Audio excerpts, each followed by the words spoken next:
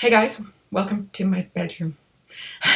In this video, we're going to talk about what if you are dating a girl or you're have a girlfriend and she's like, you can't hang out with your guy friends. What do you do? I'm going to tell you, and if you wait till the end of this video, I might even put in a little ad lib clip for when I was testing this format in my room, because there's some funnies in there. Okay, so stay tuned and subscribe and like and share.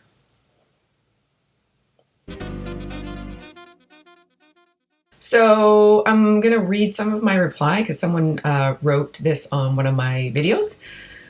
What if my girlfriend doesn't let me hang out with my guy friends? So first of all, major red flag, doesn't let me. Whoa, dude, you got to take your balls out of her purse ASAP. Unless you messed up big time and there's a reason for her to be suspicious of what you do when you hang out with your guy friends. If that's the case, then sorry, you got to man up until you've earned back her trust by doing certain things that she's going to ask you for, like maybe checking in or coming home early or whatever, until she can trust you again. But if you haven't done anything to make her concerned about you hanging out with your guy friends, then she's either shit testing you or she's super insecure.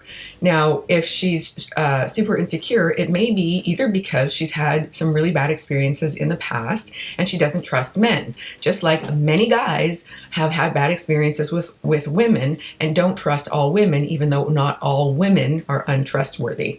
If you believe that, then you shouldn't be here and you shouldn't be even looking to get together with anyone.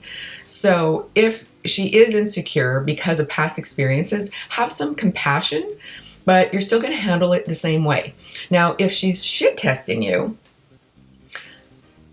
you're still going to handle it the same way. So if she's shit testing you, women will always shit test. They don't necessarily and mostly don't do it on purpose, but they just want to see where the boundaries are and they need to know where your value system is. So it's just something that is a natural occurrence, especially at the beginning of relationships, to see where the boundaries are and to see if you're actually, where you're going to stand up to her. Because if you can't stand up to her, you can't stand up for her. And that's a Dr. Glover quote from the No More Mr. Nice Guy syndrome. No More Mr. Nice Guy. Anyways, he wrote a book. I did a bunch of videos on that. You can look for those. But basically shit testing to see where the boundaries are. So either way, this is how you're going to handle it. You're going to say, sweetheart, you are beautiful and I want to be with you, but I also want to be with my guy friends sometimes, and that's a non-negotiable. Now, the reality is you need to have guy friends. You need to also actually have women friends, but there's some parameters around that maybe I'll do in another video. But it's healthy to have friends outside of your primary partnership because that gives you a chance to miss each other. It makes it such that you're not going to be completely reliant on each other. You won't become needy, desperate, clingy, and you also have some other, like another peer group where you can bounce ideas and also talk about stuff in life so that you are actually more interesting, and she should also have friends that she is hanging out with. So friends are really a non-negotiable. It's one of those key spokes in the wheel that if you are missing that spoke, you're going to have a bumpy ride in life, because a social interaction, not just your primary relationship, is really important. We need connection and we need to be able to bond with people outside of our primary relationship. And that also makes us more attractive. One of the reasons why, this is sort of a little side note for you, but one of the reasons why it does make us more attractive is because whenever we are out without our partner, and same with our partner, if our partner's out in the world without us, there's always that background risk that they will meet somebody else. Now, I'm not saying you should ever play the jealousy card on purpose, but that's just something that is in the back of our minds at all times, that if we become completely dependent or codependent on our partner, then we become less attractive because there's no competition. We're always hanging out with them, then there's no risk. So you don't, like I say, you don't want to use this card indiscriminately, because that's just a dick thing to do. And but at the same time, if you go out and have healthy friendships and relationships outside of your primary relationship, not saying intimate, not saying sexual, where depending on where your value system is, and that must align with your partner's in order for it to be compatible, then it's healthy to go and do that.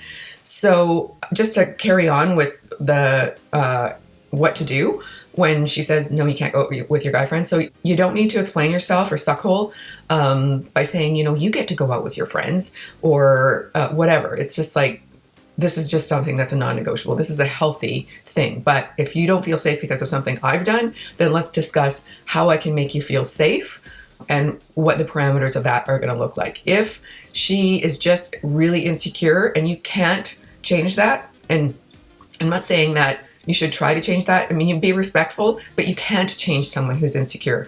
And sometimes you just got to be able to walk away from the deal. Like if it's a shitty deal, you need to be able to walk away from the deal. Whoever is willing to walk away from the deal is the person who has the greater negotiating position.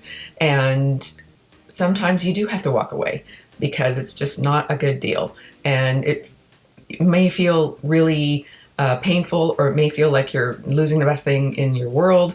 But if this is an unresolving or unresolvable issue that's just not getting any better, then do you really want to spend the rest of your life trying to catch up, like trying to fix this person? Don't go for fixer-uppers. Do not go for fixer-uppers. You can't go for potential. You have to go for as is, where is. So I hope this helped. If it did, please give me a thumbs up. If you have any questions about this topic, please write it in the comments below. If you think this will help someone you know who is totally pussy whipped, then send it to your friend or post it, sort of subtle like. And if you have other questions that you want me to do videos on, post it in the comments below. I'm kind of far behind, so I will get to it eventually, but it might take a little bit of time, and I may do a blog instead. We'll see. Anyways, thanks for being here, and I will see you in the next video. This is just a test to see if this new recording studio, aka my bedroom, is suitable for doing videos, because it seems like I can't get my button gear to do them anywhere else. So testing 1, 2, 3, 4. I'm gonna actually check out my earbuds. Be right back.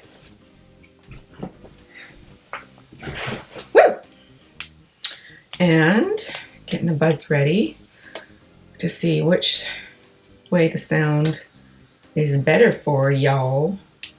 I don't like those earbuds that are just kind of stick out of your ears looking like a cyborg. Can you hear me now? Just kidding, I haven't plugged it in yet.